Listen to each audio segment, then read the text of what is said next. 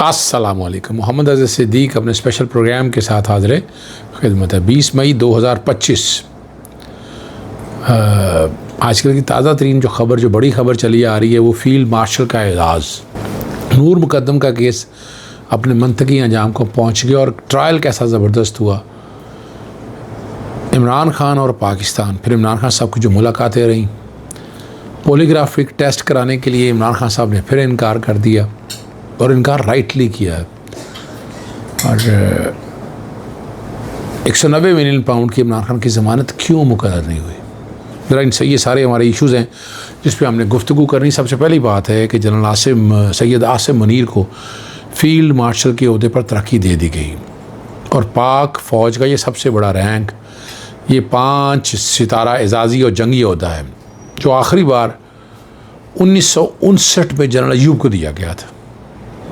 ये ओहदा जनरल से ऊपर होता है और अक्सर एजाज़ी तौर पर दिया जाता है, खुसूसन उन अफसरान को दिया जाता है जिन्होंने जंगों में गैर मामूली खिदमात अंजाम दी हो या मुल्क की दफ़ा में बड़ा किरदार अदा किया। और दिलचस्प बात यह है कि अयूब खान को किसी ने फ़ील्ड मार्शल बनाया नहीं था, बल्कि उन्होंने ख़ुद ही अपने आप को फ़ील्ड मार्शल का अहल करार दे दिया था और ख़ुद ही बहैसियत कमांडर इन चीफ़ ये ओहदा ले लिया। ठीक है ना जी। और अब यहाँ कमांडिंग पोजीशन है मौजूदा chief of the army staff, पाक फ़िज़ाइया का, बहरिया का बड़ा एक किरदार रहा। फ़र्क सिर्फ ये इतना है कि इस वक्त जो हाइब्रिड रजीम है, जो हुकूमत है, उन्होंने बाकायदा काबीना में मंजूरी ली इसकी। और क्या आप कह सकते हैं कि पाकिस्तानी तारीख़ में सिविल हुकूमत ने पहला फ़ील्ड मार्शल का एज़ाज़ नवाजा है। तो फिर आप हुकूमत समझ सकते हैं कि कौन सी हुकूमत होगी। लेकिन चूँकि एज़ाज़ नवाज दिया है और वफाकी हुकूमत ने दिया है, ये जवाब तो वही देंगे। लेकिन दूसरी तरफ पाकिस्तान ने ये जंग जीती है, बहुत बड़ी जंग है, आवाम साथ खड़ी थी, इदारे साथ खड़े थे। इसलिए इन बातों को कंट्रोवर्शियल मैं बनाना नहीं चाहता और हमें तारीख़ में याद रखनी है ये सारी चीज़ें। नूर मुक़द्दम केस का जो ट्रायल है, आपको याद होगा कि अता रबानी साहब थे जज, हमने उस पर बड़ी गुफ्तगू की इस हवाले से। और सेशन जज खिदमात अंजाम देने वाले जो है ना, बड़ा काम उन्होंने किया, ज़बरदस्त तरीके से ट्रायल चलाया था। और जो फ़ैसला दिया था उस वक्त, वो इस्लामाबाद हाई कोर्ट में चैलेंज हुआ। इस्लामाबाद हाई कोर्ट ने ख़ारिज की अपील इसकी और सुप्रीम कोर्ट ने भी उस मर्डर को, सज़ाए मौत को बरकरार रखा। और ट्रायल कोर्ट में किसी भी जज की काबिलियत को अगर देखना हो तो यही एक मामला है जिससे पता चलता है कि मौसर तरीके से चलाया गया, उसकी सज़ा बरकरार रही है, सज़ा कम नहीं हुई या ज़्यादा नहीं हुई। अब इस जैसे चंद ही जज होंगे, लेकिन यहाँ मेरिट वाला निज़ाम जो है ना बड़ा मुश्किल है। मैं लफ्ज़ कंप्रोमाइज़ नहीं कहना चाहता, लेकिन हुकूमत वक्त या इस्टेब्लिशमेंट जजिस को बड़ी आसानी से कंट्रोल कर लेती हैं। बहुत से जजिस की बात हो रही है, सारे जजिस की बात नहीं हो रही है, या छोटे जजिस की बात हो रही है और हम वो देखते आए हैं। इन लोग सवाल करते हैं, उसका जवाब मेरे पास तो नहीं है, वो शायद आप जवाब दे सकें। कि वो जो बड़ी तेज़ी से शो डाला हुआ था कि जनाब डे टू डे ट्रायल चलने, कहाँ गए वो डे टू डे ट्रायल वाली बातें? बता दें, आप बता दें कि कहाँ गई वो डे टू डे ट्रायल की बातें? कहाँ हैं वो सारे मामलात?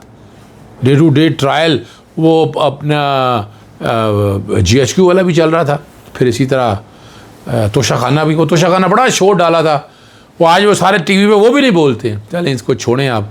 लेकिन जो नूर मुक़द्दम में बात रह गई थी कि सुप्रीम कोर्ट ने नूर मुक़द्दम केस में ज़ाहिर जाफ़र की अपील मुस्तरद करते हुए सज़ाए मौत को बरकरार, जस्टिस हाशिम काकड़ साहब थे ये। और अब उनके पास आगे सदर पाकिस्तान के पास माफ़ी का इख्तियार मौजूद है आज भी, या सुलह का एक रास्ता मौजूद है। लेकिन नूर मुक़द्दम के वालिद इस सारे मसले में पीछे नहीं हटने वाले, जो मेरे पास इत्तला। इमरान खान के ज़हन में रखिएगा, जेल में बैठकर भी पाकिस्तान और आवाम के लिए बड़ी मेहनत कर रहे हैं। और जब उनसे गुफ्तगू हुई उनसे पूछा गया कि नून लीग में मुज़ाकरात का सोच, वो साफ कहा कि नून लीग से मुज़ाकरात का सोच भी नहीं सकता। और अली मीन गंडापुर को कहा है कि ड्रोन हमले की तहकीकात खैबर पख्तूनख्वा हुकूमत करे और रिपोर्ट भी पब्लिक करे। इमरान खान के दौर में एक भी ड्रोन अटैक नहीं हुआ था, बल्कि सरदारी के दौर में सबसे ज़्यादा ड्रोन अटैक्स हुए थे, जिनकी तादाद 340। इमरान खान साहब ने जो गुफ्तगू सारी बात करते हुए, बैरिस्टर गौहर ने भी आकर कहा, सलमान अकरम राजा ने भी कहा कि और एस्टैब्लिशमेंट से दरवाजे खुले हैं बात करने के हैं, लेकिन हुकूमत वक्त से लेकिन कई लोग कहते हैं कि जनाब जाके गुफ्तगू शुनीद करें। गुफ्तगू शुनीद किससे करनी है? हम भी समझना चाह रहे हैं कि इनके पास है क्या। अगर किसी के पास कोई होगा तो गुफ्तगू शुनीद होगी ना, सिर्फ खाली बातें तो नहीं होंगी ना। ये ज़हन में रखना है आपको, ये समझना है आप इन चीज़ों को। आपको आसानी रहेगी इन चीज़ों को बड़ी आसान समझने के लिए।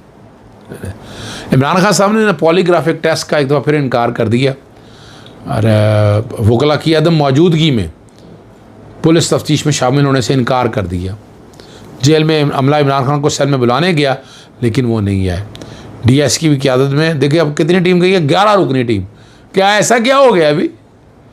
और जब वडियाला पहुँची और बात बदही भी वकील का राइट है, उनका बुलाएं वकील को, लाते क्यों नहीं? ठीक है ना जी।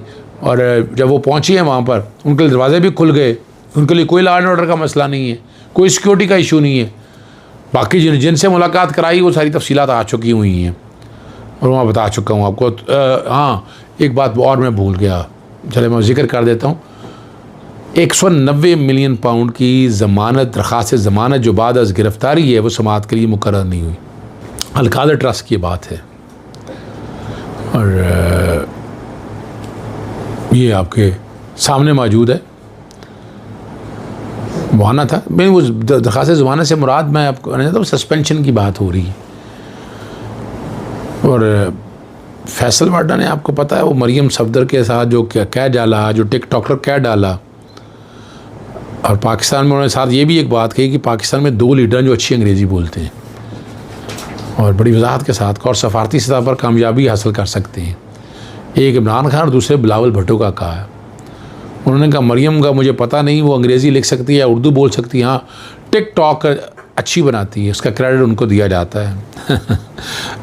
क्या टिकटॉक रह गया है मेयार हमारा? क्या वो मेयार रहेगा? उस मेयार पे बैठकर तय करेंगे। मरियम सफदर ने 60 सफ़े के इश्तिहार दिए हैं, आपको याद होगा, 60 सफ़े के इश्तिहारात। और फिर वो आज तो पता नहीं देखते रहे, पता नहीं वो असली है या जाली है। वो अपना मुख्तलिफ टेस्ट के अंदर एम्बोस की हुई तस्वीर मरियम सफदर की, वो किस बुनियाद के ऊपर? वो तो बल्कि मुझे याद है अतर काज़मी ने एक प्रोग्राम में कहा कहीं एक्सरे पे तस्वीरें ना आना शुरू हो जाए इनकी, एक TV प्रोग्राम में कहा था उन्होंने।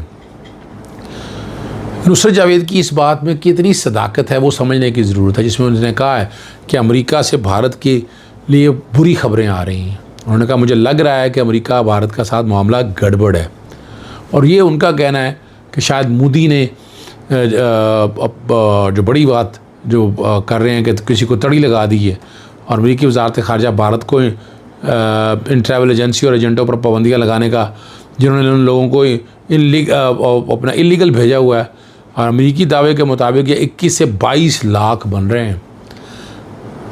मैं जब UK रहा हूँ ना, तो मुझे अच्छी तरह याद है, मैं यही एक फ़र्क है, हमारे यहाँ तो लोग पैसे लगा कर जाते हैं, लेकिन भारत जो है ना, वो इन लोगों को ख़ुद मैनेज करके भेजता है।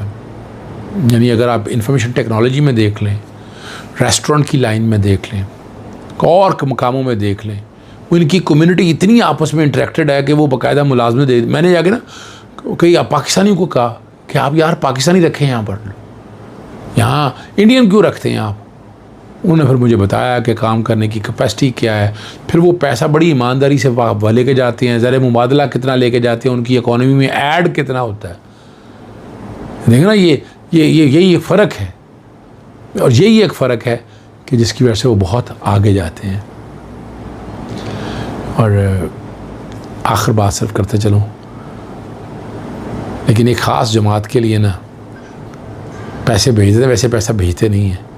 26 मई को अमेरिका की कौमी असम्बली में बिल पेश किया जा रहा है। बिल में ये होगा कि जो भी गैर मुल्की जो है शहरी अमेरिका से बाहर पैसा भेजेगा, उस पर 5% टैक्स लगेगा। ले आपकी फॉरेन रेमिटेंस रोकने के लिए क्या प्लानिंग हो रही। और पिछले साल भारत में गैर मुल्की सरमाकारी आने में 27.7% हिस्सा अमरीकी है। हमारी कितनी का आती है, ज़रा और करें इस बात पर।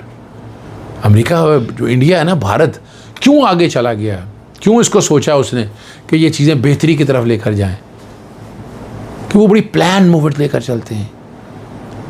यानी उनमें देखें नेशनल सोच है, वो मुल्क के लिए सोचते हैं, वो मुल्क को आगे लेके जाना चाहते हैं। हमारे यहाँ सोच ज़रा लिमिटेड है। मैं और क्या कह सकता हूँ। इजाज़त चाहता हूँ। अस्सलाम वालेकुम, अल्लाह हाफ़िज़, पाकिस्तान जिंदाबाद।